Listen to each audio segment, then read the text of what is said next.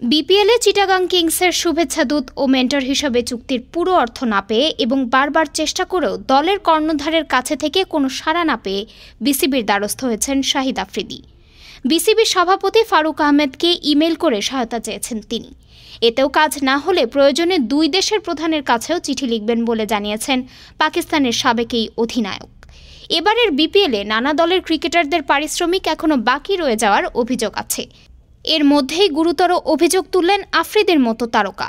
2 March Afridi দাবি করেন, চিটাগং কিংসের কর্ণধার সামির কাদির চৌধুরীর কাছে কোনো সাড়া পাচ্ছেন না তিনি। জানান $1 লাখ দেবার কথা থাকলেও মোটে $19,000 তাকে দেওয়া হয়েছে। বারবার যোগাযোগ করার পরও তারা আর টিকিট পাঠায়নি। এখন তো সামিরের সঙ্গে যোগাযোগের অনেক চেষ্টা করেও কোনো সাড়া পাচ্ছি না। প্রয়োজন হলে আমাদের প্রধানমন্ত্রী আর বাংলাদেশের প্রধান উপদেষ্টাকেও লিখব, জানান শাহিদ আফ্রিদি।